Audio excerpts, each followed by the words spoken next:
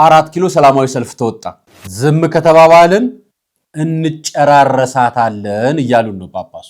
በገዛ ኃጢያታችን ነው ጾም መንገለው። ዝም ስንል ቀስ በቀስ እያንዳንዱ ምእመን ቁጣው አናቱ ላይ ደርሷል። አንድ ሙስሊም 2000 ኦርቶዶክሳውያንን መግደል አለበት።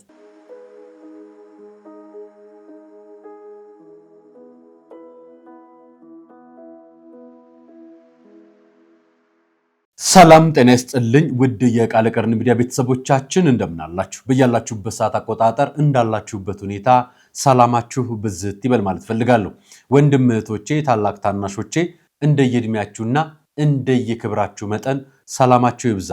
ታሞ የተኙ በሆስፒታል ያሉ በጸበል ስፍራ የሚገኙ ወገኖቻችን በሙሉ እግዚአብሔር ያስብልን፣ ከክፉ ነገር በሙሉ ይጠብቅልን። ዛሬ መረጃዎች ይዤላችሁ መጥቻለሁ። ለእናንተ ይሆናሉ ያልኳቸውን መረጃዎች ይዤላችሁ መጥቻለሁ። የተቀጣጠለውን ቁጣን ማሳያችኋለሁ። ዛሬ አነጋጋሪ የሆነው የመንግስት መግለጫ ማስረጃውን በመረጃ አመጣላችኋለሁ። አነጋጋሪ ይሆናል። ይህ ጉዳይ ማህበራዊ ሚዲያ መነጋገሪያ ይሆናል።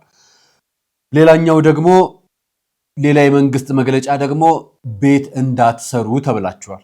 ማን እንዳላችሁም በመረጃም በማስረጃም አመጣላችሁ ይሆናል።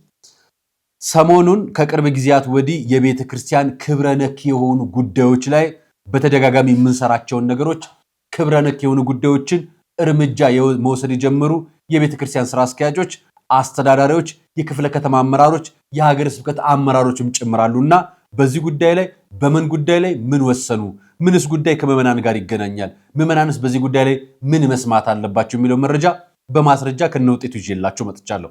አያይዤ የማቀርብላችሁ ደግሞ የቤተ ክርስቲያን ጉዳይ ከጀመርኩ አይቀር ታዋቂ ሰዎች እያነቡ ነው። አርቲስቶች እያለቀሱ ነው።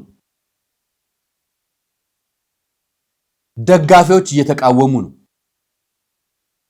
ምን እናድርግ የሚሉ የምዕመናን ቁጣ እየበረታ ነው። ባህታውያን መግለጫ እያወጡ ነው።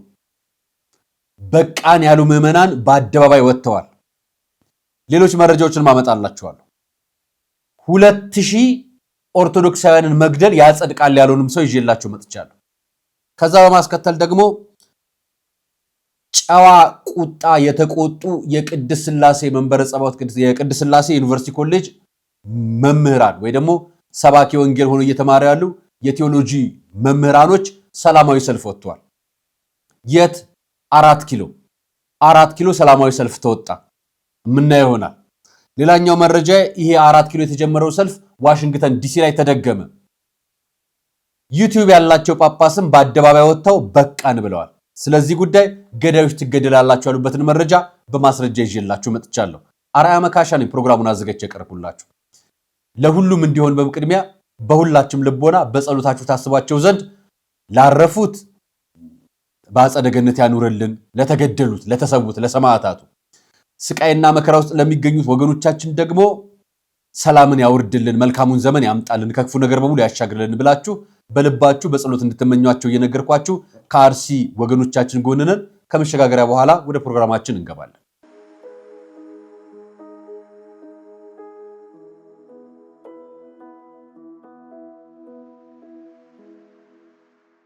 በወር ከ150 ሺህ ብር ቋሚ ገቢ የሚያገኙበት አስተማማኝ የንግድ ዕድል በመሃል መርካቶ ተክለ ሃይማኖት ላይ የንግድ ሱቅ ሽያጭ ላይ ነን። እኛን ሲመርጡ ምንም አይነት የጋራ መጠቀሚያ ወይም ኮመን ኤሪያ አናስከፍልም። ዛሬውኑ ሙሉ ክፍያ ለሚከፍል የ20% ቅናሽ አዘጋጅተናል። በተጨማሪ መኖሪያ አፓርትመንት ፒያሳ ወዳጅነት ፓርክ ፊት ለፊት በካሬ 81200 ከባለ 1 መኝታ እስከ ባለ 3 መኝታ አማራጮች አሉን። ለበለጠ መረጃ በድርጅቱ ስልክ ይደውሉልን።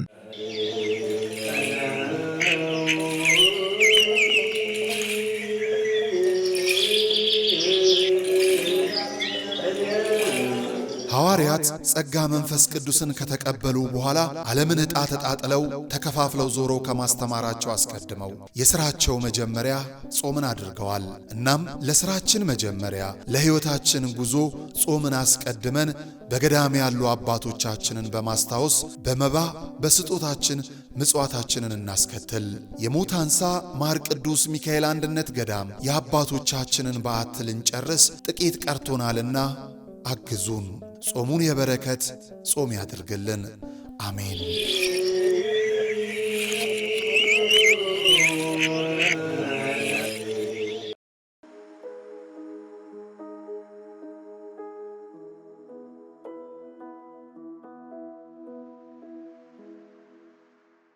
አመሰግናለሁ። በአፍሪካ ደረጃ ወይ ደግሞ በዓለም ደረጃ ኢትዮጵያ በአፍሪካ ውስጥ ዝቅተኛ መኪና ካሏት ሀገሮች መካከል አንዷ ነች። ዝቅተኛ የመኪና ቁጥር ካሏት ሀገሮች መካከል በተሽከርካሪ ጉዳይ በተደጋጋሚ የሚወጡት መረጃዎች ብዙዎችን ያነጋግር ነበር። ኢትዮጵያ ሰፊ የመኪና ቁጥር ወይ ደግሞ መጠን ያላት ከ78% በላይ መኪናዋ እንቅስቃሴ ያለው አዲስ አበባ ላይ ነው። የመኖሪያ ቤት፣ የንግድ፣ ሌሎችም እንቅስቃሴዎች የሚበዙት በአዲስ አበባ ጎዳናዎች ላይ ነው። ሰፊው የግብይትና የእንቅስቃሴ የሚገኘው ከአዲስ አበባ ጅቡቲ የሚገኘው የእንቅስቃሴ መጠን ነው ሰፊ የሚባለው። ሌሎች የመንገድ አይን መጠናችንም በሀገር ደረጃ ዝቅተኛ የሚባል ነው። በሀገሮች ደረጃ ሲታይ ኢትዮጵያ ውስጥ በከፍተኛ ሁኔታ መነጋገሪያ የሆነው ገንዘብ የምንጠይቅበት ነገር በስቷል የሚል ነው። ታዲያ ይህንን ለማለት ያስባለኝ አሁን ይህን ቪዲዮ በመቀርጽላችሁ ሰዓት ላይ ባለስልጣን መስሪያ ቤቱ ጋዜጣዊ መግለጫ እየሰጠ በሚገኝበት ሰዓት ነው። እኔ ግን መግለጫ ከማውጣቱ በፊት ለመግለጫ ጥሪ ያቀረበበትና ሌሎች ጉዳዮችን መነጋገሪያ የሆነውን ጉዳይ አነሳላችኋለሁ። ለሚዲያ ተቋማት የሰጠው ደብዳቤ ነው የምታዩት ደብዳቤ። አዲሱን የተሽከርካሪ ሰሌዳ አስመልክቶ የሚሰጥ ጋዜጣዊ መግለጫን ይመለከታል ይላል። ማሳኝመኛ ማብራሪያ በሉት ጉዳዩ።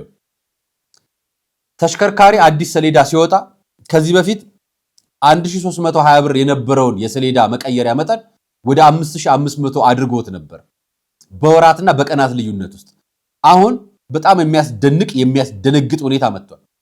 የአንድ ታርጋ ብረት መጠን ለመግዛት 56000 ብር ታወጣላችሁ ታርጋ ለመቀየር። ይሄ ከፍተኛው መጠን ነው። ዝቅተኛው መጠን 4700 ብር ነው የምታወጡት። ወንድሜ ወዳጅ የምነግርህ ኢትዮጵያ ውስጥ ነው። የምትነዳ አውሮፕላን ነው የሚመስለው ይህን ታርጋ እንድታወጣ ሲነግሩ። ላስረዳችሁ። የአዲስ አበባ ከተማ አስተዳደር አዲሱ የጥንድ ሰሌዳ አዋጅ ብሎ የኤሌክትሪክና የነዳጅ መኪኖችን ዋጋ ለይቶ አስቀመጠ። የተሽከርካሪ አይነቶችን የሀገር አቋራጭ አውቶቡስ፣ የህዝብ ትራንስፖርት፣ የአካል ጉዳተኞች፣ የግል መገልገያ ወይ ደግሞ 2 ቁጥር፣ የንግድ፣ የመንግስት 3 ቁጥርና 4 ቁጥር፣ የድንበር ተሻጋሪ ጭነት ትራንስፖርት 3 ቁጥሮች፣ ዓለም አቀፍና ሀገር አቀፍ ድርጅቶች 35 ቁጥሮች፣ ዲፕሎማት መኪኖች 04 ኮዶች፣ የእርዳታ ድርጅቶች ልዩ የእርዳታ ድርጅት 35 ኮዶች፣ ልዩ ተንቀሳቃሽ የሚሉት ደግሞ ባለ 3 እግርና ባለ 2 እግር ሞተርንም ጨምሮ ስታወጡ የዋጋ ተመን አውጥቶላችኋል። መኪና ተገዙበት ነበር ከዓመታት በፊት። አሁን ታርጋ የምታወጡበት በጣም ከፍተኛ ወጪ የምታወጡበትና ክፍያ የምትፈጽሙበት የግል መገልገያ ወይ ደግሞ የ2 ቁጥር ታርጋና የ3 ቁጥር ታርጋ ተጨማሪ ደግሞ የዓለም አቀፍ ሀገር አህጉር ድርጅቶች የዲፕሎማቶችና የእርዳታ ድርጅት መኪኖች እንዲሁም ልዩ ተንቀሳቃሾችን በ56000 ብር ነው ታርጋ የምታወጡት የኋላና የፊት። ታርጋ ነው ገንዘብ መሰብሰብ ነው የተያዘው። ጥያቄው እኮ ፊት ለፊት ነው ያለው። ታርጋ አልሰራ ያለበት ምክንያት ምንድን ነው? እስኪ ንገሩ። ሁሉም ትራፊክ ይቀጣናል። አንደኛ ፌር ብትሆኑ ታርጋውን አሁን በሚቀየርበት የዋጋ ተመን ብታደርጉት ምንድነው ችግሩ? ብረቱን ከማርስ ነው እንደምታመጡት? ቁጥሩን ከፕላኔት ላይ ነው እንደምትወስዱት? የተለየ ነገር የለውም እኮ ቁጥር ጽፋችሁ የምትለጥፉት እኮ ነው መኪና ላይ።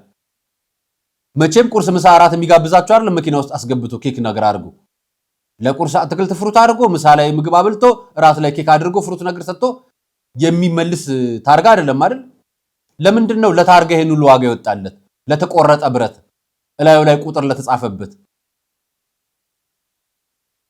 የከተማና የሀገር አቋራጭ ያው ዝርዝሩ እንደምታዩት 94000 ለነዳጆች፣ ለኤሌክትሪክ መኪናዎች ደግሞ 7100፣ ለህዝብ ትራንስፖርት 11700 ለነዳጅ፣ ለኤሌክትሪክ ደግሞ 9400፣ ለአካል ጉዳተኞች 9400፣ ለኤሌክትሪኮች ደግሞ 7100 የኤሌክትሪክ መኪና ላላቸው ያው አካል ጉዳተኞችን ጭምር ማለት ነው። በነፃ በሰጧቸው ራሱ ይገባቸው ነበር።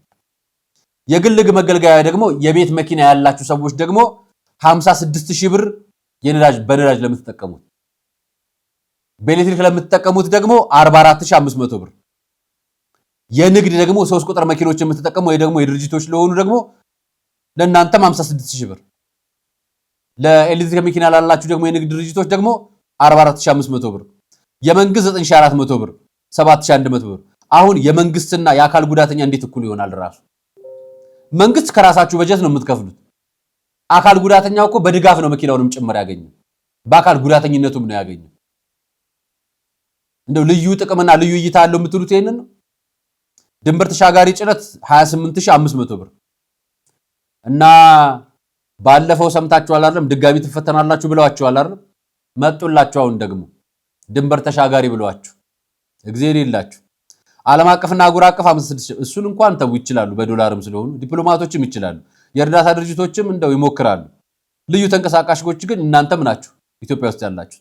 ባለ 3 እግርም 9400 ባለ 2 እግር ደግሞ 4700 አድርገውታል። የእንትኑን የውጭው ደግሞ ቢያንስ 10 ሺህ ብር ይቀንሳል። ጥቂት ከ10 ሺህ ብር በታች ያሉት ደግሞ ይቀንሳሉ። እግዚአብሔር ይላችሁ። ለማንኛውም ይሄ ነው ወጋ ወጥቶላችኋል። አስተያየታችሁን እናንተ አስፍሩበት። ግን ግፍ ነው እውነት። የታርጋ መቀየር ሳይሆን በመኪና ስም ግብር መቀበል እንደማለት ግፍ ነው የምታረጉት። ይሄ ሳይገርመኝ ይሄ ገርሞኝ ደግሞ ሳይበቃ ይሄን ሰማሁ።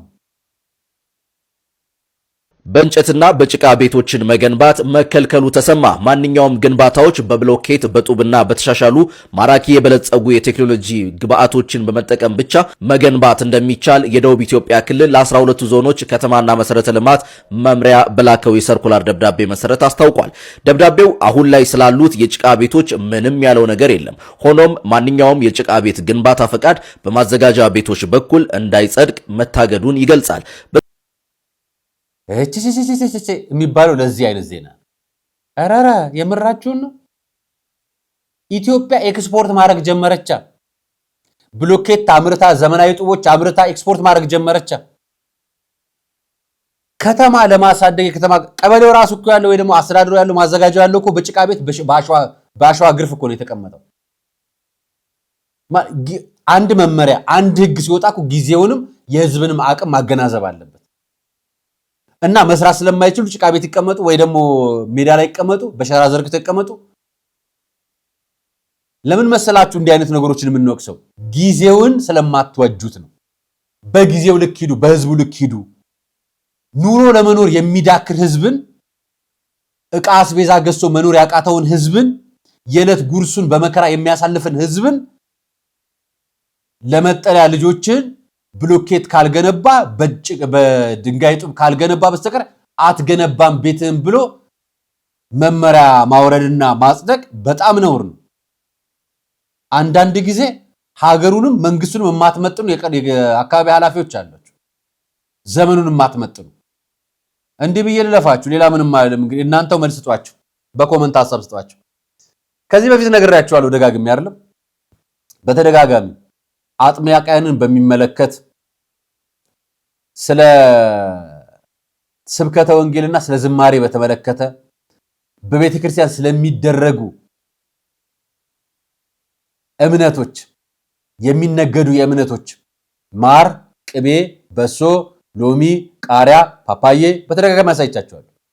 ቀኖና ጥሰት ህገ ቤተ ክርስቲያን መጣስን ጨምሮ ሌላኛው ደግሞ በቤተ ክርስቲያን ግቢ ውስጥ በታቦት አጠገብ ስጋ አርደው የሚያሰክር መጠጥ ቢራ፣ ውስኪ፣ አረቄ እያወረዱ ጠጅ እየጠመቁ የሚሸጡና ገቢ ማሰባሰቢያ የሚሰሩ የደብር አስተዳደሮችና ደብሮች በተለያየ ቦታ ሳይቻቸዋል።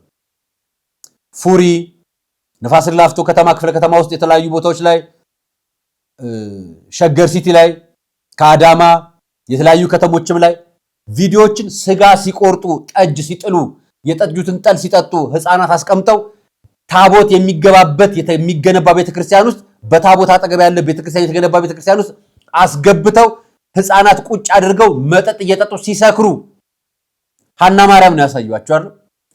የንፋስ ላፍቶ ክፍለ ከተማ አስተዳደር በጣም የምናመሰግናቸው እጅግ በጣም እናከብራቸው የምንወዳቸው ቤተክርስቲያንን በቤተክርስቲያንነቷ መከበር አለባት ሲሉ ሊቀ ትጉሃን ወንደሰን ገብረስላሴ የአዲስ አበባ ሀገረ ስብከት የንፋስ ላፍቶ ክፍለ ከተማ የቤተ ክህነት ስራ አስኪያጅ እንዲህ አይነት ደብዳቤ ለሁሉም አውርደዋል።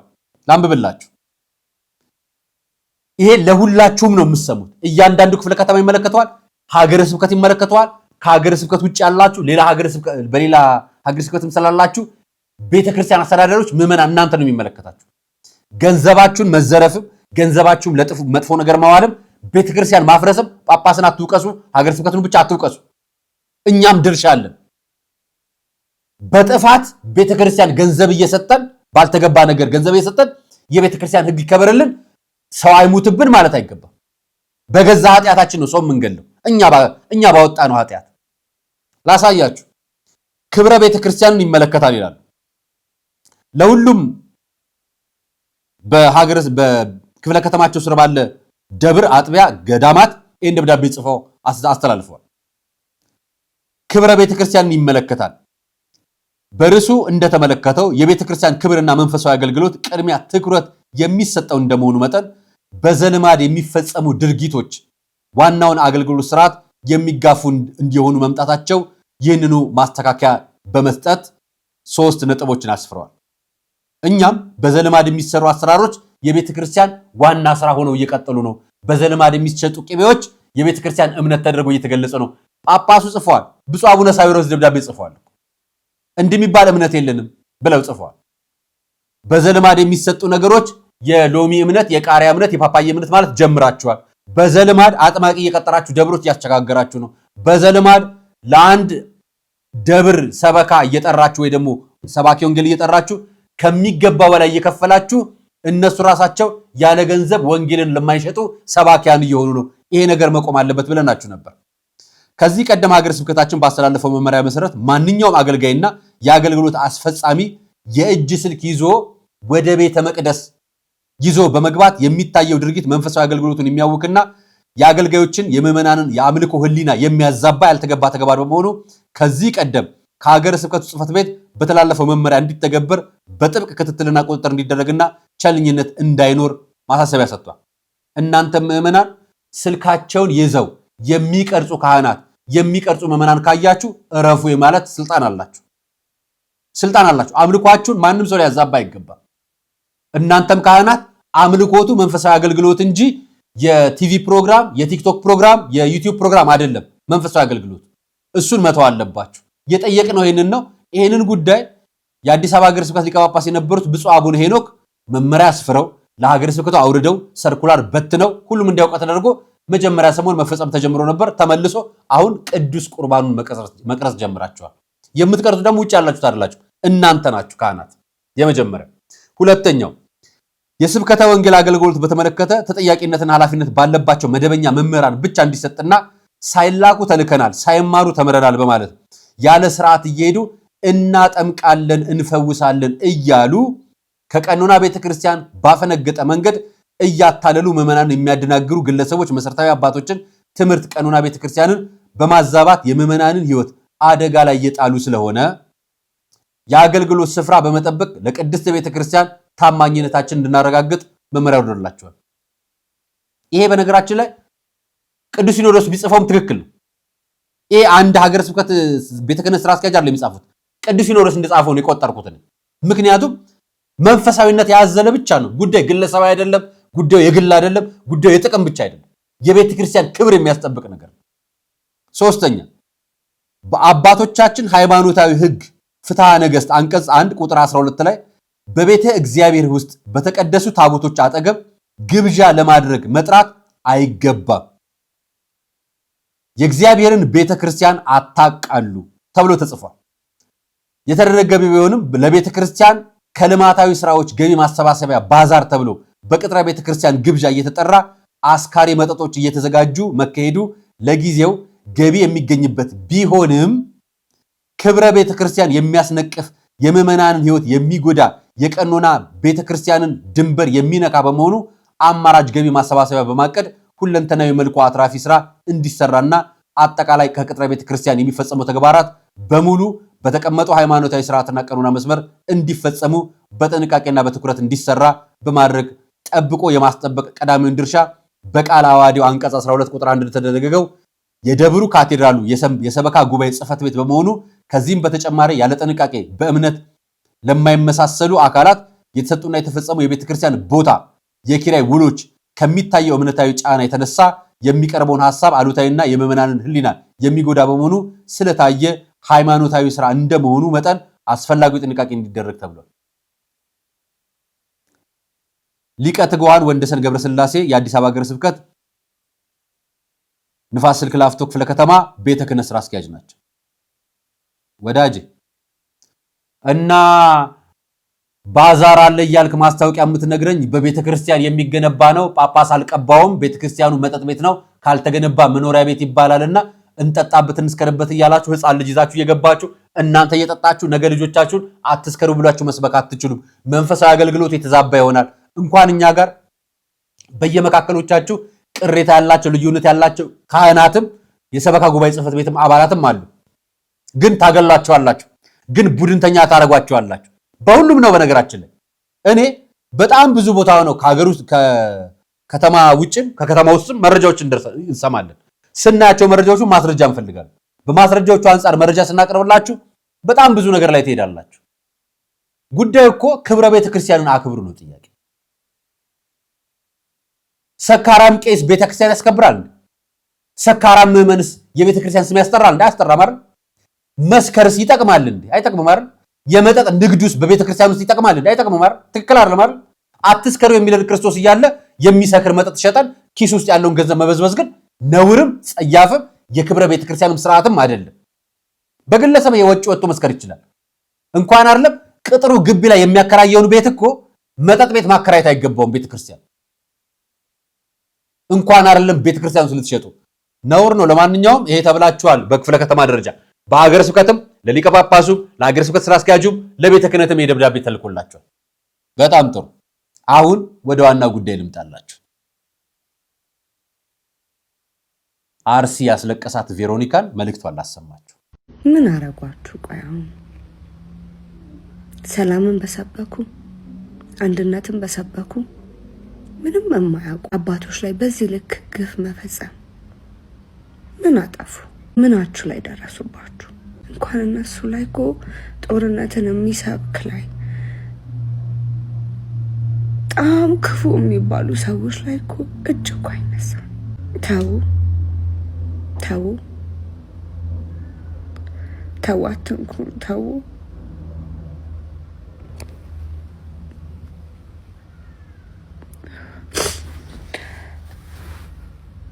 ተው፣ እግዚአብሔርን ፍሩ። ተው፣ ፈጣሪያችሁን ፍሩ። ሰላም፣ እንዴት ናችሁ? ቬሮኒካ ዳና ነኝ። ያው ብዙዎቻችሁ እንደምታውቁኝ ኦርቶዶክስ ላይ በሚደርሱ በደሎች በጣም በተደጋጋሚ ብዙ ጊዜ ድምጽ ሰውን ታቆኛላችሁ። ስፔሻሊ ደግሞ የሆነ ዓለም አቀፋዊ ዓለም ላይ እንዲታይ ሌሎች አካሎች እንዲዘግቡልን ድምጽ እንዲሆኑን በተቻለኝ መጠን በእንግሊዘኛም በአማርኛም በጣም ብዙ ጊዜ ድምጽ ሰውን ታቆኛላችሁ ሁላችሁም። እና አሁን ላይ ደግሞ አርሲ ላይ በሚገኙ ኦርቶዶክሳውያን ላይ እየደረሰ ያለውን ግፍ ምን ነው በአሁኑ ዘማልሽ ላላችሁኝ ምን ማለት እንዳለብኝ ግራ ስለገባኝ ነው። የምሬ ነው ነግራችሁ። ማለት እግዚአብሔር ይፍረድ ብዬ ፖስት ከማድረግ ውጪ ቪዲዮ መስራት አልቻልኩም። እግዚአብሔር ቢፈርድ ነው የሚሻለው፣ የሱ ይብሳል። እና አሁን ያለው አማራጭ ለእግዚአብሔር መስጠት ነው። እግዚአብሔር በጣም እድል መስጠት ያውቅበታል። ለሁላችንም እድል መስጠት ያውቅበታል። በጣም እድል ሰጪ አምላክ ነው። ዝም ሲል እግዚአብሔር እድል እየሰጠ ነው። እድል እየሰጠን ነው። አርሲ ላይ የምትገኙ ይሄን ግፍ የምትፈጽሙ ግለሰቦች ዝም ሲላችሁ እድል እየሰጣችሁ ነው። ኦርቶዶክስ ላይ ብዙ በደል የምትፈጽሙ ግለሰቦች ዝም ሲላችሁ እድል እየሰጣችሁ ነው። እሱ የጀመረለት ማንም አያስቆመው። እሱ መፍረድ የጀመረለት ከባድ ነው። ይህን ጉዳይ የሚመለከታችሁ የመንግስት አካላት እባካችሁን ማድረግ ያለባችሁን ሁሉ አድርጋችሁ ኦርቶዶክስ ላይ የሚደርሰውን ግፍ አስቆሙልን እባካችሁ። እኔ እንደ አንድ ኦርቶዶክስ እምነት ተከታይ ሴት ነው የምጠይቃችሁ። አርሲ ላይ ለምትገኙ ይህን ግፍ ለበደላችሁ፣ ይህን አርሲ ላይ ብቻ አይደለም ኦርቶዶክስ ላይ ግፍ ለምትፈጽሙ በሙሉ አንድ ነገር ልንገራችሁ። ኦርቶዶክስ ላይ ብቻ አይደለም ሰው ላይ በአጠቃላይ ግፍ ለምትፈጽሙ ሰው ላይ ስልጣን የለውም። ሰው ላይ ስልጣን ያለው እግዚአብሔር ብቻ ነው። ምን አረጋችሁ? ቆይ አሁን ሰላምን በሰበኩ አንድነትን በሰበኩ ምንም የማያውቁ አባቶች ላይ በዚህ ልክ ግፍ መፈጸም ምን አጠፉ? ምናችሁ ላይ ደረሱባችሁ? እንኳን እነሱ ላይ እኮ ጦርነትን የሚሰብክ ላይ በጣም ክፉ የሚባሉ ሰዎች ላይ እኮ እጅ እኮ አይነሳም። ተው ተው ተው፣ አትንኩ፣ ተው።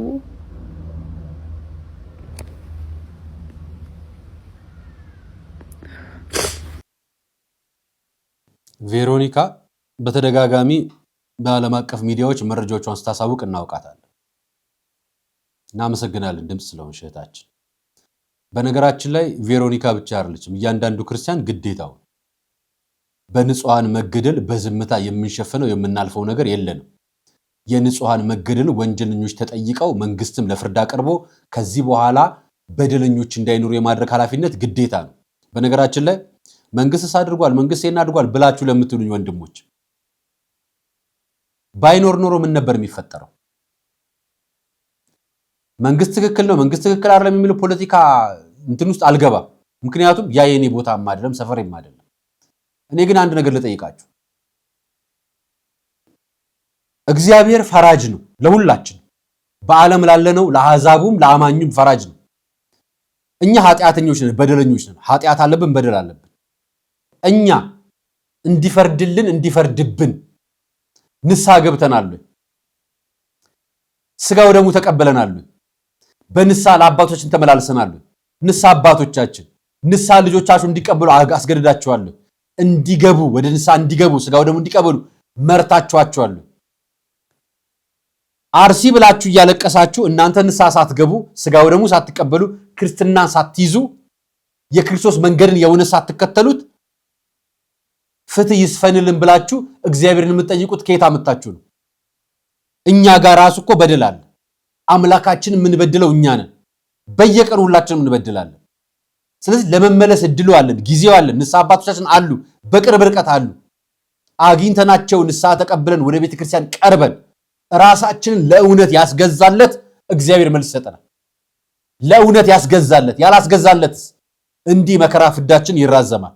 ስለዚህ እያንዳንዳችን አርሲ ለተገደሉትም ወለጋ ለተገደሉትም አማራ ክልል ለተገደሉትም ትግራይ ክልል ለተገደሉትም ሲዳማ ለተገደሉትም በእያንዳንዱ ቦታ ግፍ ለደረሰባቸው ኦርቶዶክሳውያንም ኢትዮጵያውያንም መከራና ግፍ የኛ ድርሻ አለበት።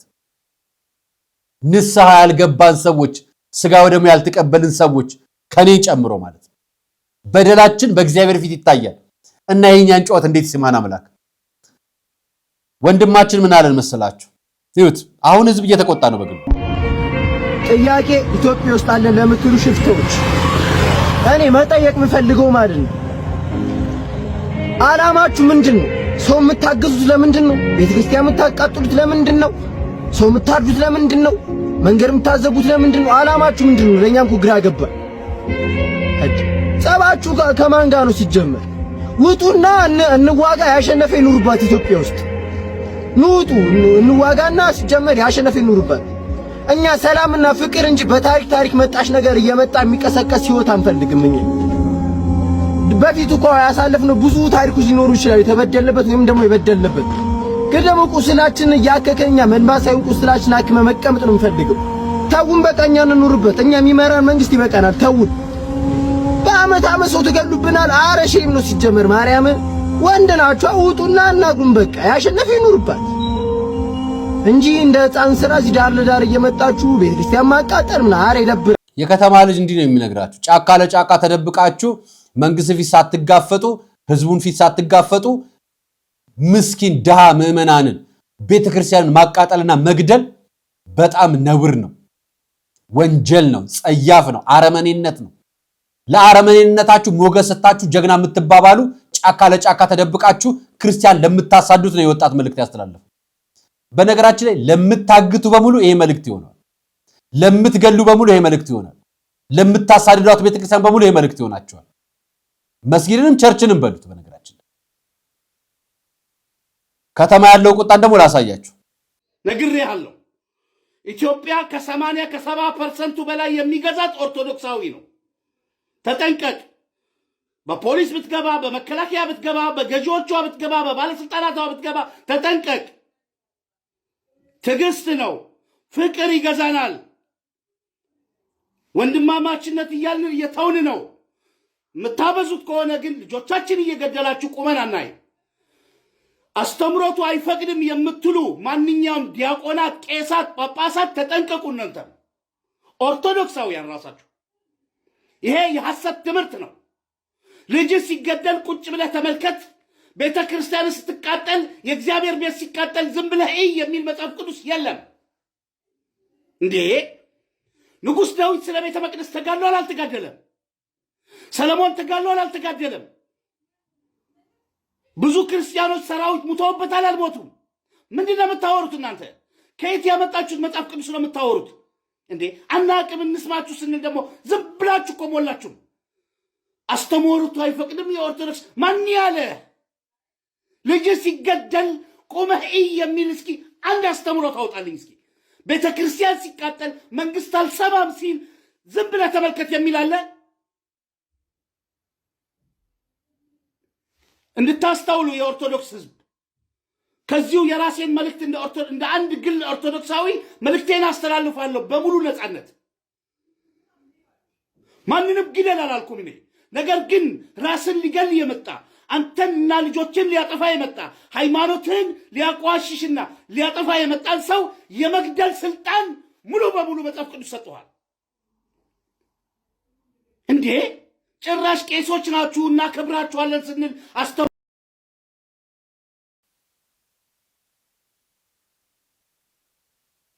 ዝም ስንል ቀስ በቀስ እያንዳንዱ ምዕመን ቁጣው አናቱ ላይ ደርሷል። የትዕግስቱ ጣራ አልቋል። አትግደሉ ብላችሁን ስንገደል ዝም ለምትሉ ለእናንተ ለጳጳሳት፣ አትነካኩ አርፋችሁ ተቀመጠ ብላችሁ ይሄንን ስንገደል ዝም ብላችሁ ላላችሁ የመንግስት አካላት፣ እናንተ እያስገደላችሁን ነውና ከዚህ በኋላ ልጃችን ሲገደል ዝም ብለን አናይም። ተገደሉ የሚለንን ቤተክርስቲያን አትጠብቁ የሚለንን ጥቅስ አምጡልን። ያስቸገራችሁን ጳጳሳት፣ ያስቸገራችሁን ካህናት፣ ያስቸገራችሁን ዲያቆናት ከዚህ በኋላ አንሰማችሁም እየተባላችሁ ሕፃን አሳይቻችኋለሁ፣ እናቶች አሳይቻችኋለሁ፣ አሮጊቶች አሳይቻችኋለሁ፣ ትልልቅ ሰዎች አሳይቻችኋለሁ። ሕፃናት ተማሪዎች ድራማ ሲሰሩ፣ በአርሲ ጉዳይ ላይ ሲናገሩ፣ ወጣት የከተማ ወጣት አሳይቻችኋለሁ፣ የገጠር ወጣቶች አሳይቻችኋለሁ። አሁን ስፖርተኛውን ነው ያመጣሁላችሁ። ባህታዊ ላምጣላችሁ? እሺ እንኩ በቃን ተብላችሁ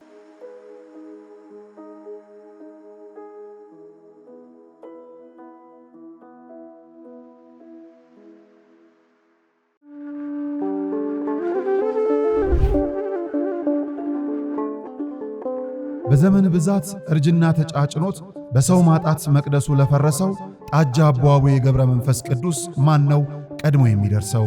ምድሩ ለምለም ሀገሩ የጀግና ጦርነት ፈተነው እንጂ የማያውቅ ልመና።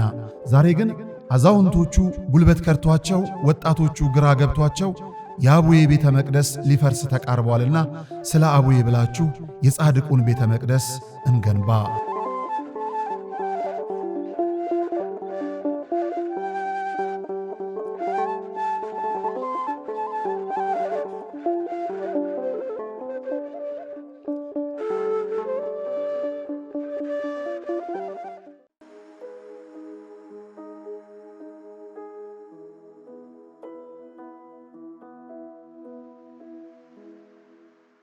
አስቸኳይ መረጃዬ ለሁሉም አድርሱልኝ። ስንታረድ ዝም አንልም። ተውን፣ አትረዱን፣ አትግደሉን። ጤነኞቹን እስላሞች በሽተኛ የምታደርጉ፣ ጤነኛውን ክርስቲያን በሽተኛ የምታደርጉ፣ በግድ ጦርነት ካልተቀሰቀሰ ብላችሁ ክብሪት የምትጭሩ እጃችሁን ሰብስቡ። ክርስቲያኖች ታጋሾች ናቸው። ጥንታውያን ሙስሊሞች ታጋሾች ናቸው። ዛሬ ተበርዘዋል። እነሱም መከራ እያዩ ነው። ሁለት አይነት ሙስሊም፣ አንዱ ሰው ገዳይ፣ አንዱ ሰው አክባሪ፣ አንዱም አብሮ መኖር የሚፈልግ፣ አንዱ ደግሞ ብቻውን መኖር የሚፈልግ፣ አንዱ አውሬ፣ አንዱ ሰው። ኢትዮጵያውያን ክርስቲያኖች የቱን ቀይ መስመር ሲታለፍ ነው ሰይፍ የሚያነሱት? ሰይፍ ገጀራ መሳሪያ ይዞ መውጣት አያቅት፣ መዘዙ ግን ብዙ ነው ወገኖች። ማንም ቢሆን የእግዚአብሔርን ፍጡር እግዚአብሔር የሰጠውን ነፃነት ሲገፈፍ የግድ ሰይፉን ያነሳል። ግን ነጥቦች አሉ የሚታለፉና የማይታለፉ። ግማሾቻችሁ ካድሬዎች እንዲያው በመድረክ ላይ ስራ አርሲ እንዳትናገሩ አቁም። ለምን አንናገርም? የተቃጠለው ቤተክርስቲያን አይደለም? የታረደው ሰው አይደለም? ደም አይደለም የፈሰሰው? እውነት አይነገር ምን ማለት ነው? የማይነኩ የማይታለፉ ለአክራሪዎች አሳልፈን የማንሰጣቸው 4 ቀይ መስመሮች አሉ። እነዚህ የአራቱ ቀይ መስመሮች ሲያልፉ ሰይፍ ይመጣል። እስላም ክርስቲያን አይል። ልብ በሉ። አንደኛው ሀገር ኢትዮጵያ ስትነካ ቀይ መስመር አልፏል። ሀገሬ ስትነካ የምታበላኝ፣ የምታጠጣኝ፣ የምታኖረኝ እቺ ሀገሬ ናት። ሀገር ስትበዘበዝ ማንም አይተኛም ማለት። ምክንያቱም ጠላት ሊያርድ፣ ሊሰርቅ፣ ሊያጠፋ ነው የሚመጡ። ምከሯቸው። ባይሰሟችሁ ግን በሰይፍ ያልቃሉ።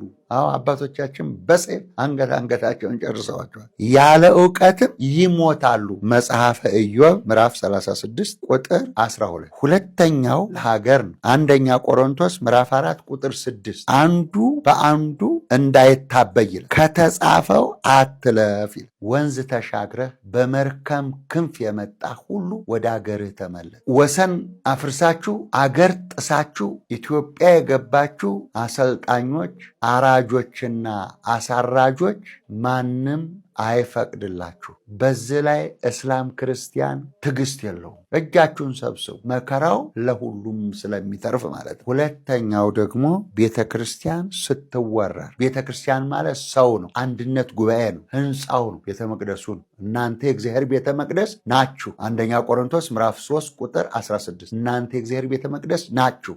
በዚች ቤተክርስቲያን ውስጥ ማምለክ አትችልም። እግዚአብሔርን በዚህ ቤተክርስቲያን ውስጥ መስገድ አትችልም፣ መጸለይ አትችልም፣ መቀደስ አትችልም። አምላክህን በዚህ ቤተክርስቲያን ውስጥ ማምለክ አትችልም ተብሎ ቤተክርስቲያን ስትወረር ሰይፍ ይመጣል። ክርስቲያኖች እጃቸውን ያነሳሉ፣ ሰይፋቸውን ያነሳሉ። የማቴዎስ ወንጌል ምዕራፍ 26 ቁጥር 52 ሰይፍ የሚያነሱ ሁሉ በሰይፍ ይጠፋሉና ሰይፍህን መልስ ነው ያለው ጌታ ኢየሱስ ክርስቶስ። በቤተ ክርስቲያኗ ላይ ሰይፍ ያነሱ ሁሉ በሰይፍ ይጠፋሉ። ምክንያቱም መተውባታል፣ ወረዋታል፣ አቃጥለዋታል። አንደኛ መጽሐፈ ሳሙኤል ምዕራፍ 15 ቁጥር 32 እንዲህ ይላል፣ የብዙ እናቶችን ልጆች የበላች ሰይፍህ ዛሬ አንተን ትበላል ብሎ ሳሙኤል አጋግን በእግዚአብሔር ፊት በሰይፍ ቆራረጠው ይላል። አረመኔ ስለነበር የአማሌቃውያን አለቃ አጋግን በሰይፍ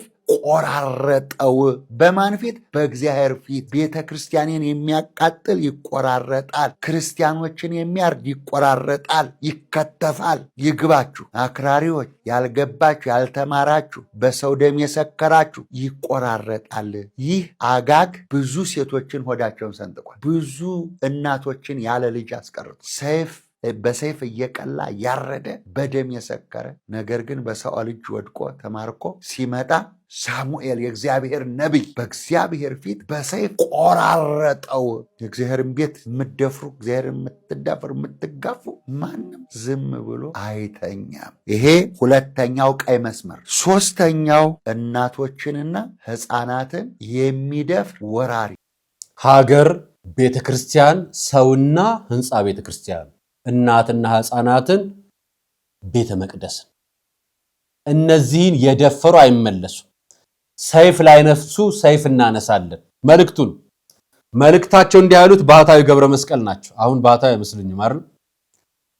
የቀጨኔ መድኃኔዓለም አካባቢ የኪዳነ ምሕረት ቤተክርስቲያን መስርተው እዛ ከአባቶች ጋር ቡራኬ አግኝተው ቅዳሴ የሚቀድሱ እማማ ሚል ሚዲያ ከፍተው ቤተክርስቲያን የገጠር ቤተክርስቲያን ለመርዳት የሚሞክሩ አባት ናቸው።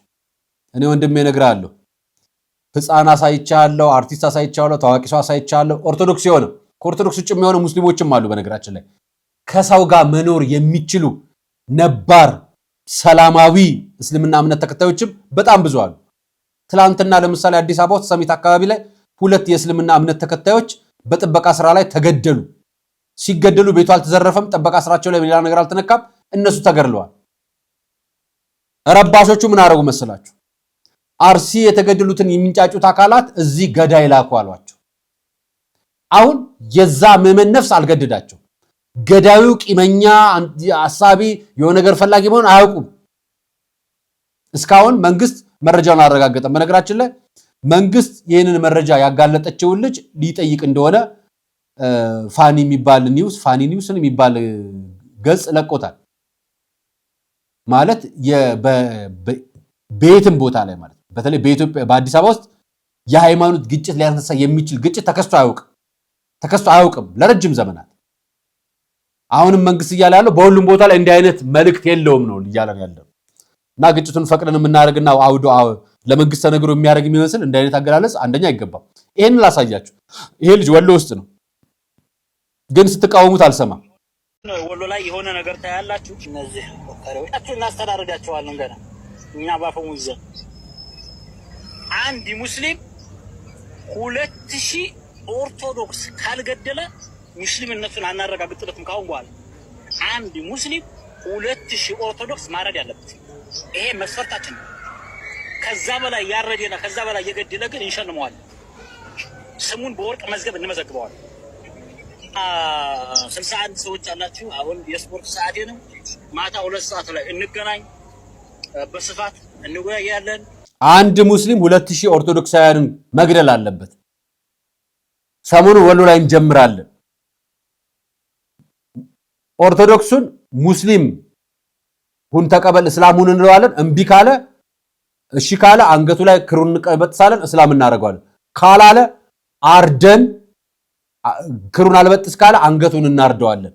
ይሄ መልእክት የሚነገረው በዚህ ልጅ ወሎ አካባቢ ሰሞኑን እንጀምራለን ብሎ ነው የሚነግራችሁ። ወንድሜ እብድም ይሁን ጤነኛ ለእናንተ እብድ ታደርጉታላችሁ አይደል?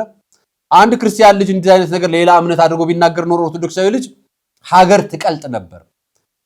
አንገደል ያሉት እንኳን ሰባኪያን፣ መምህራን፣ አባቶች ታስረዋል። ድምጽ የሆኑ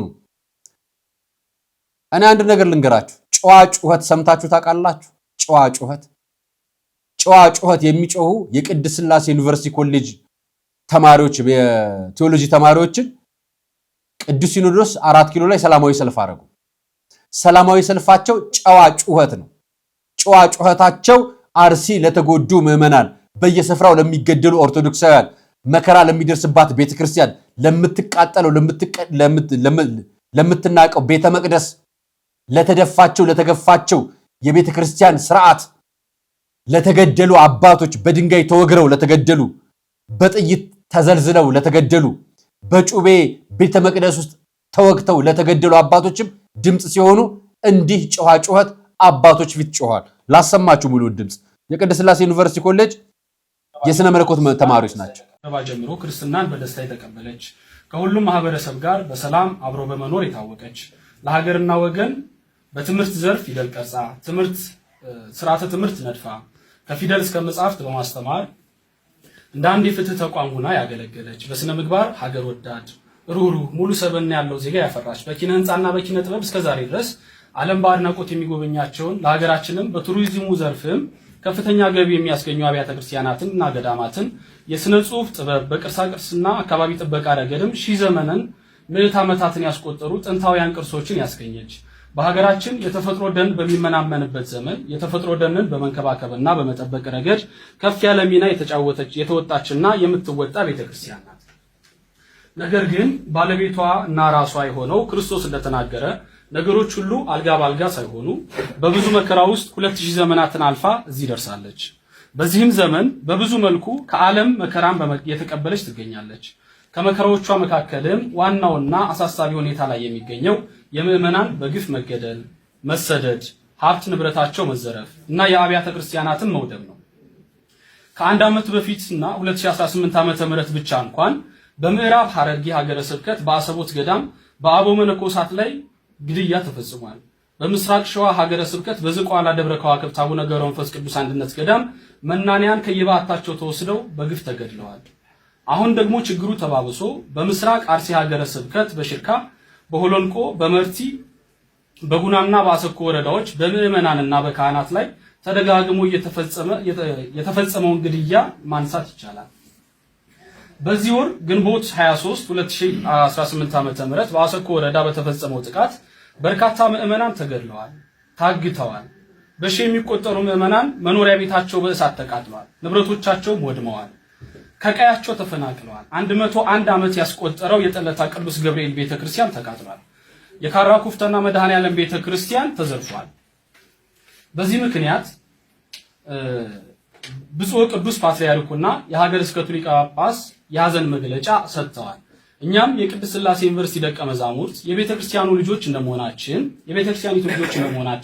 ሁላችንም በዚህ እኩይና ጸያፍ ድርጊት የተሰማንን ጥልቅ ሐዘን በብፁዕ አባታችን ፊት እንገልጻለን። በትጋት ልናገለግላት የምንማርላት የቤተክርስቲያናችን ጉዳይ ይመለከተናል በማለት ከዚህ በመቀጠል ለብፁዕ አባታችን ያለንን ጥያቄ እንደሚከተለው እናቀርባለን። ብፁዕ አባታችን ሆይ ይህ በቤተክርስቲያን ላይ ተደጋግሞ የሚፈጸመው ግፍ ምክንያቱ ምንድነው? እስከ መቼስ ይቀጥላል? የሚያስቆመውስ ማን ነው? እኛስ በግፍ እየተገደልን ዝምታችን የሚቀጥለው እስከ መቼ ነው? በቤተክርስቲያን ልጆች ላይ በምዕመናን ላይ በየጊዜው እየተፈጸመ ያለው የስነ ልቦና ጥቃት፣ የአካል ጉዳት፣ ስደትና መከራ፣ ግድያ፣ የሀብት ንብረት መውደም እስካሁን ድረስ ቀጥሏል። በየጊዜው እየተፈጸመ ያለው በመሆኑም ጥቃት ፈጻሚው አካል ተጣርቶ ህጋዊ እርምጃ ጉዳዩ በሚመለከተው አካል ተወስዶ በህይወታቸው በቤታቸውና በንብረታቸው ላይ ጥቃት የተፈጸመባቸው ምዕመናን እውነተኛ ፍትህ እንዲያገኙ ብፁዓን አባቶቻችን በጥባትና በቁርጠኝነት የመንፈስ ቅዱስ ልጆቻቸውን ከሞትና ከስደት እንድታድኗቸው በልጅነት መንፈስ እንጠይቃለን፣ እንማጸናለን። ሶስተኛ በምስራቅ አርሲ ዞን በደረሰው ጥቃት ምክንያት ከቤት ከንብረታቸው የተፈናቀሉ በብዙ ሺህ የሚቆጠሩ ምዕመናንን በአሁኑ ወቅት በጽኑ ችግር ውስጥ ስለሚገኙ አፋጣኝ የሆነ የነፍስ አድን እርዳታ እንዲደረግላቸውና ደህንነቱ ተረጋግጦ ወደ ስፍራቸው ተመልሰው ኑሯቸውን ማቋቋም የሚችሉበት የተጠናና መሬት ላይ የወረደ ስራ እንዲሰራ ስንል በአክብሮት እንጠይቃለን፣ እንማጸናለን። እስካሁን በተፈጸሙ ጥቃቶች ቅዱስ ፓትርያርኩ፣ የቅዱስ ሲኖዶስ ጽሕፈት ቤት፣ የጠቅላይ ቤተ ክህነት ጽሕፈት ቤትና የሀገረ ስብከቱ ጽሕፈት ቤት መግለጫ የሰጡና የተደረጉ እንቅስቃሴዎች ያሉ መሆኑን በመገንዘብ ችግሩን ልባት እንዲያገኝና አንደኛ አስቸኳይ የሆነ የቅዱስ ሲኖዶስ መልአተ ጉባኤ ተደርጎ ጉዳዩ በትኩረትና በጥልቀት ተመክሮበት ዘላቂ መፍትሄ ተሰጥተው ተግባራዊ እንዲደረጉ፣ ሁለተኛ በሁሉም አብያተ ክርስቲያናት ዓለም አቀፍ የምህላ የሐዘን ቀን ታውጆ እንዲሰራ ወይም እንዲታወጅ፣ ሶስተኛ ላረፉ ወንድሞቻችንና እህቶቻችን ጸሎተ ፍትሐት እንዲደረግ፣ አራተኛ ጥቃቱ በደረሰበት ስፍራ ብፁዓን አበው ሊቃነ ጳጳሳት መምህራነ ወንጌል የሚገኙበት የማጽናኛና የማጽኛ መርሃ ግብር ወይም ጉባኤ እንዲደረግ፣ ስድስተኛ ምዕመናን ላይ በደረሰው ጥቃት ለማጣራት ወደ ስፍራው የሚሄዱ አካላት የሚያወጡት መረጃና ዘገባ እርስ በርሱ የሚጣረስ በመሆኑ ይህን ድርጊት የሚፈጽመው አካል ከስህተቱ እንዲታረምና ትክክለኛ መረጃ የሚሰጡ አጣሪ አካላት እንዲላኩ፣ የተገኘው እውነተኛ መረጃም ዓለም ሁሉ በሚሰማው መግባቢያ ቋንቋ ለዓለም አብያተ ክርስቲያናትና ለዓለሙ ማህበረሰብ ሰፊ የሆነ የሚዲያ ሽፋን ተሰጥቶበት እንዲዘገብ፣ እስካሁን በብዙ ስፍራ ጥቃቱ መፈጸሙ ስለሚታወቅ ይህ እኩይ ድርጊት ወደፊት በሌሎች ስፍራዎች እንደማይደገም እርግጠኛ መሆን ስለማይቻል ከፍተኛ ስጋት አሳድሮብናል። ይህን መሰል ጥቃት በምዕመናን ወገኖቻችን ላይ እንዳይፈጸም በሰላም መኖር እንዲቻል ቋሚና ንቁ የሆነ የቅበተ እምነትና የህግ ጠለላ የሚሰጥ መደበኛ ተቋም ከጠቅላይ ቤተ ክህነት ጀምሮ እስከ አጥቢያ አብያተ ክርስቲያናት ድረስ ተዘርግቶ ሳይቃጠል በቅጠል እንዲሉ ቀዳሚ ጥንቃቄ እንዲደረግና ወደ ስራ እንዲገባ ስንል በልጅነት መንፈስ ሆነን በታላቅ ትሕትና እንጠይቃለን። የመንበረ ፓትርያርክ ጠቅላይ ቤተ ክህነት ጽሕፈት ቤት ከመንግስት ጋር የጀመረውን ውይይት ከግምት ውስጥ በማስገባት እና አጠናክሮ እንዲቀጥል በማሳሰብ የመንግስት የመጀመሪያ ተግባሩ የዜጎችን ደህንነት መጠበቅ፣ ዜጎች በሃይማኖታቸውና በማንነታቸው ተለይተው እንዳይጠቁ አስተማማኝ ዋስትና መስጠት፣ የህግ የበላይነትን በተግባር ማረጋገጥ ስለሆነ ከአሁን ቀደምም ሆነ በዚህ ሳምንት በተለያዩ ጊዜያት ሰብአዊ ጉዳትና ግድያ የደረሰባቸውን ንጹሃን ኦርቶዶክሳውያን የአደባባይ ፍትህ እንዲያገኙ እንዲደረግልን እንጠይቃለን። በሀገራችን በርካታ የእምነት ተቋማት እንዳሉ ይታወቃል። ከሃይማኖት ተቋማት ተግባር አንዱ ደግሞ ግፍና በደል በሰው ልጆች ላይ እንዳይፈጸም ማስተማር፣ መጸለይ፣ መምከር ነው። ይሁን እንጂ እንዲህ አይነት ጥቃት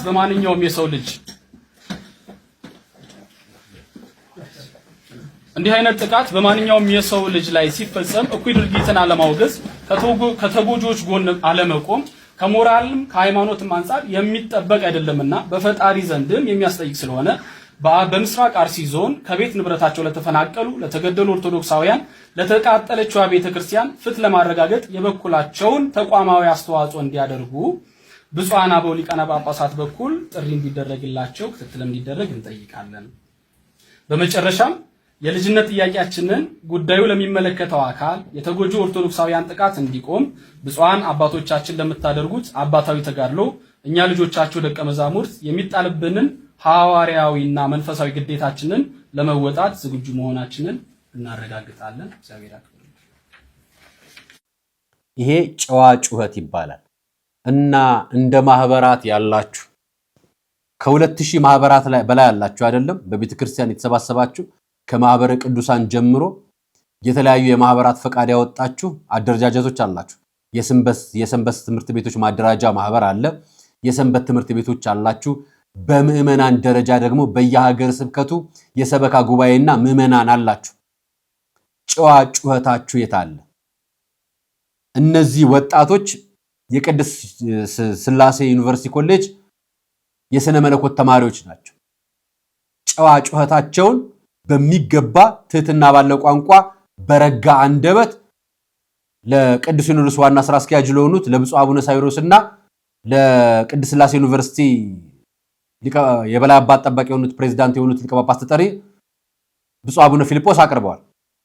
ጥያቄያቸውን በደብዳቤ የበላይ አካላት እንዲጠየቁ እንዲመሩ ጉዳዩ እንዲታይ። እናንተ በየሀገረ ስብከታችሁ ለምንድን ነው ያልጠየቃችሁት? ማህበራት አደረጃጀቶች ለምንድን ነው ዝም ያላችሁት? የአርሲውን ሞት ትደግፉታላችሁ ማለት ነው? ካልሆነ ለምን ዝም አላችሁ? አጠያየቃችሁ እንዲሁ በማህበራዊ ሚዲያ ላይ ብቻ ከሚሆን ሰሞኑን ማህበራዊ ሚዲያ ላይ መነጋገሪያ ከሆነ አንደኛው የጃንደረባው ትውልድ ነው። ያኔ በነጭ ልብስ ዝማሬ ለአገልግሎት ለእግዚአብሔር ሲቀርብ እንደነበረ ሁሉ ለምን በዚህ ጊዜ እንዲህ አይነት ነገር አላስተባበራችሁ? ፈቃድ ያወጣችሁ በማህበራት አደረጃጀት በብፁዕ አቡነ ዲዮስቆሮስ በሚባለው የማህበራት ማደራጃ ቢሮ ፈቃድ የወሰዳችሁ የጉዞ ማህበራት፣ የአስጎብኝ ማህበራት፣ የአደረጃጀት ማህበራት መዋቅር በተለያየ ሰንበት ትምህርት ቤትንም ጨምሮ ያላችሁ ለምንድን ነው ያልጠየቃችሁት? ተደራጅታችሁ በአመራር ደረጃ ያላችሁ አስፈርማችሁ ተፈራርማችሁ እንዲህ አይነት አደረጃጀት ለምን አልጠየቃችሁ? እኛ አባቶቻችን ጫና ካልፈጠርንባቸው እነሱ ሄደው የሚፈጽሙበት ጉዳይ የለም። በነገራችን ላይ የኛ አንድነት የሚጀምረው ጥያቄ በመጠየቃችን ነው። እስካሁን ዝም ያልነው ታግሰን ያለፍነው ይበቃናል አይደል? እዚህ ጥያቄ ላይ የጎደለውን አንድ ነገር ልንገራችሁ። እኛ ስንገደል ለምንድን ነው እኛው የምንታሰረው ብላችሁ ለምን አልጠየቃችሁ? እኛ ስንገደል የታሰርነው እኮ እኛ ነን። በተገደልን ታሰርን፣ በታረድን እስር ቤት ገባን፣ በተቆረጠን በገጀራ በተቆረጠን በጥይት በተመታን እጃችን ለካቴና በቃ። የቅድስት ሥላሴ መንፈሳዊ ዩኒቨርሲቲ ኮሌጅ ምሁር የሆኑት ቀሲስ መዝገቡ ካሳም እኮ ዶክተር ታስረዋል። የኢዮቲሲኮም ስራ አስኪያጅ ነበሩ። ዲያቆን ዘላለም ታየም እኮ ታስሯል። እነ የኔታም ታስረዋል። በትረ ማርያም ብዙ ምዕመናን እየታሰሩ ነው። አባቶችም እየታሰሩ ነው። በተገደልን የታሰርን ነው እኛ ነን እኮ በተገደልን። ደም አናታቸው ላይ ፈልቶ የጮኸውም እኛ ላይ የታሰርን ነው። ዋሽንግተን ዲሲ መረጃ ወጣ። ከዋሽንግተን ዲሲ መረጃው በፊት ይሄን ላሳያችሁ። ብፁዕ አቡነ በርናባስ እንዲህ ነበር ያሉት። ይሄው ዛሬ ጠቅላይ ሚኒስትሩ ሚስቲቱ ፕሮቴስታንት ስለሆኑ አይደል? ይሄ ሁሉ ፓስተር ዛሬ ደጋፊ ሆኖ ለምንድን ነው? ነገ ጧት መሐመድ ቢቀመጥ ደግሞ ሙስሊሙ በሙሉ ደጋፊ ነው የሚሆነው። ይሄ ሰው ልጅ ባህሪ። አሁንም እኮ እውነት ቀናነቱ ካለ እኮ አሁን በአርሲም ይሁን በሌላው እኮ አሁን ቀናነቱ ካለ እኮ ራሳቸውን እንዲጠብቁ ማድረግ ይቻላል። በጣም ቀላል። እንዲያው ሙስሊሙም ጤናማው ሙስሊም፣ ጤናማው ፕሮቴስታንት፣ ጤናማው ሌላው ካቶሊክ፣ ጤናማው ሌላው ማንኛውም ህዝብ ከኦርቶዶክሱም ጋር አንድ ሆኖ እግዚኦ ካላለ አንድ ሆኖ መመከት ካልቻለ እያንዳንዱ ተራ በተራ አይቀርለትም። ሙስሊሙ ራሱ አይቀርለትም። ይቺ ቤተክርስቲያን እስቲ ተመልከቱ፣ ፊደልን፣ ቋንቋን፣ ታሪክን፣ ስነ ህንፃን። መቼም ኢትዮጵያ ታሪካዊት ሀገር፣ ጥንታዊት ሀገር ለመባል ያበቃት እኮ በኢትዮጵያ ኦርቶዶክስ ቤተክርስቲያን። ግን ከንጉሱ መንግስት መገልበጥ ጀምሮ ጠላት ወጣት ፖለቲከኞች የንጉሱን መንግስት የጣሉት አንድ ቁጥር አንድ ጠላት ኦርቶዶክስ ቤተክርስቲያን። ለምን ሲባል ከነገስታቱ ጋር አብራ ነበረች እና ምን ታድርግ? ሲኖዶስ አልነበራት፣ መዋቅር አልነበራት፣ የበላይ ጠባቂዎቹ ነገስታቱ ናቸው። የትጠጋ የምርጫም ሰሞን አይታችሁ እንደሆነ ሁሉም ትንቢት ተናጋሪ ነው። ጥሩ ነው። እኛ ምን ሁሉም ትንቢት ተናጋሪ ነው። ገና እኛ 100 ዓመት እንትን ማለት ለምን ያ ላይ ያለው የነሱ ሃይማኖት ስለያዘላቸው ነው። ኦርቶዶክስም እኮ ይሄው ነው። ምን ማድረግ ነበረባት ያን ጊዜ? የድጓ መምህራን፣ የቅኔ መምህራን፣ የመጻሕፍት መምህራን፣ እነዚህ አብነት መምህራን ከውሻ ጋር እየታገሉ በቁራሽ እንጀራ በጥሬ ተምረው እንደገና ደግሞ በቁራሽ እንጀራ በጥሬ እያስተማሩ ዕድሜ ልካቸውን ነው። ይሄን ብራና ፍቀው ቀለም በጥብጠው ብዕር ቀርጸው ደሞዝ ሳይኖራቸው ታሪክ ያቆዩ እኮ በረሃብ ቀበቶ ታጥቀው ነው። ስለዚህ ያም ተነስቶ ኦርቶዶክስን፣ ደርግም ተነስቶ ኦርቶዶክስን ያለው መሬቷን ቤቷን በሙሉ ወሰደ። ሄጂ ራትሽቻይ ምን አደረገች እቺ ቤተክርስቲያን? የገሃነም ደጆች አያሸንፋትም። የገሃነም ማለት የዲያብሎስ የአጋንንት ኃይላት አያሸንፋትም። አይነት የጎሳ የብሔር የቋንቋ አስተዳደር ከሌለ አገር አታድግም ማለት ነው። ዋናው ሲስተሙ ነው። ህዝባችን የገደለው ሲስተሙ ነው። ይሄ ሲስተም ካልተቀየረ አልፎ ተርፎ ደግሞ ከእንቅርት ላይ ጆሮ ደግፍ ደሞ አሁን አክራሪ የሚባል የመንን ከንቶ ያደረገ ይሄው እነ ሶሪያን ከንቶ ያደረገ እነ ሶማሊያን ከንቶ ያደረገ አሁን እኮ ሴሉ ቀስ እያለ ይሄ እኮ ማብቂያ ይመስላችሁ ጅማሬ ነው። በዚህ አይነት ዲያብሎስ ለራሱ ያዘጋጀው በዓለም አቀፍ ያዘጋጀው ክፍል ነው። በጣም ጨካኝ ነው፣ አረመኔ ነው። ምክንያቱም ቢገል በሰማይ እኮ ብዙ ነገር የሚጠብቀው አለ፣ ጥሩ ነገር ይጠብቃል እየተባለ ነው። ቢያርድ ዝም ከተባባልን እንጨራረሳታለን እያሉን ነው ጳጳሱ። ምክንያቱም የተጀመረው ነገር ማቆሚያ የለውም ብለውናል። ብፁዕ አቡነ በርናባስ ልክ ናቸው አይደል? ዛሬ ገደለ ነገ ይገደላል፣ ነገ ገደለ ከነገ ወዲያ ይገደላል፣ ከነገ ወዲያ ገደለ ከነገ ወዲያ ደግሞ ይገደላል። ዛሬ እንትናን ዘረኛ ያለ ነገሱ ዘረኛ ይሆናል። ዛሬ እንትናን ተረኛ ያለ ነገሱም ተረኛ ይሆንበታል። ወዳጄ ለነገውም ለሰማዩም ቤት ማሰብ ግድ የሚለን ሰዓት ላይ ነው። አሁን ሁላችንም ከአርሲ ኦርቶዶክሳውያን ጎን ልንቆም፣ የታሰሩት ይፈቱልን እንጠይቅ የሁላችንም ድርሻ ነው። የቅድስት ሥላሴ መንፈሳዊ ኮሌጅ ዩኒቨርሲቲ ተማሪዎች መንፈሳዊ ተማሪዎች የድርሻቸውን ጠይቀዋል። እኛስ ጠይቃቸዋል? ሌሎቻችንስ ጠይቀናል? ሁላችንም ድምጻችንን ካሰማን፣ ሁላችንም ከጎናቸው ነን ካልን ግድያውን የማስቆም አቅም አለን። እግዚአብሔር ያግዘናል። ምክንያቱም እግዚአብሔር ካለልን ግድያው ይቆማል። አሁን እኛ እግዚአብሔርንም አልያዝንም፣ መንግስቱንም አልያዝንም፣ ቤተክርስቲያንንም አልያዝንም። ጩኸታችንም የቁራ ጩኸት ሆኗል።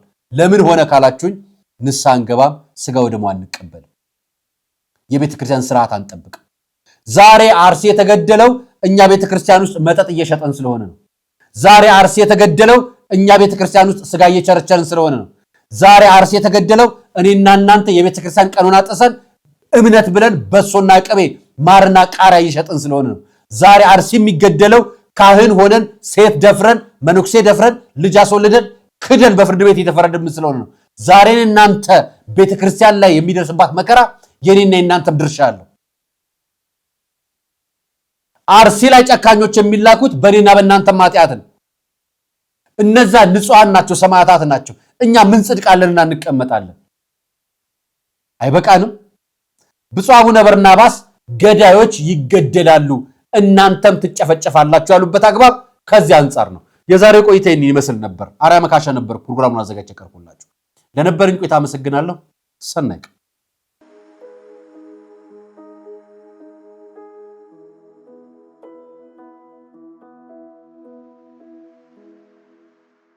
በወር ከ150 ሺህ ብር ቋሚ ገቢ የሚያገኙበት አስተማማኝ የንግድ ዕድል በመሃል መርካቶ ተክለ ሃይማኖት ላይ የንግድ ሱቅ ሽያጭ ላይ ነን። እኛን ሲመርጡ ምንም አይነት የጋራ መጠቀሚያ ወይም ኮመን ኤሪያ አናስከፍልም። ዛሬውኑ ሙሉ ክፍያ ለሚከፍል የ20% ቅናሽ አዘጋጅተናል። በተጨማሪ መኖሪያ አፓርትመንት ፒያሳ ወዳጅነት ፓርክ ፊት ለፊት በካሬ 81200 ከባለ 1 መኝታ እስከ ባለ 3 መኝታ አማራጮች አሉን። ለበለጠ መረጃ በድርጅቱ ስልክ ይደውሉልን።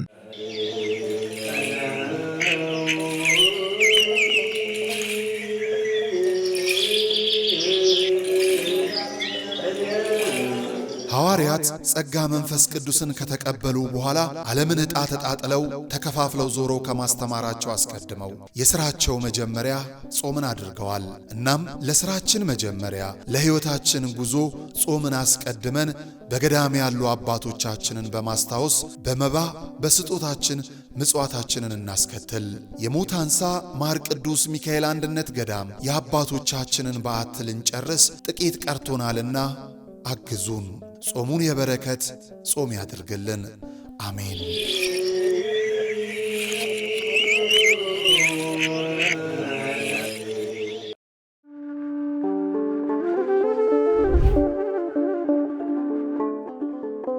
በዘመን ብዛት እርጅና ተጫጭኖት በሰው ማጣት መቅደሱ ለፈረሰው ጣጃ አቦ የገብረ መንፈስ ቅዱስ ማን ነው ቀድሞ የሚደርሰው? ምድሩ ለምለም ሀገሩ የጀግና ጦርነት ፈተነው እንጂ የማያውቅ ልመና። ዛሬ ግን አዛውንቶቹ ጉልበት ከርቷቸው፣ ወጣቶቹ ግራ ገብቷቸው የአቡዬ ቤተ መቅደስ ሊፈርስ ተቃርቧልና ስለ አቡዬ ብላችሁ የጻድቁን ቤተ መቅደስ እንገንባ።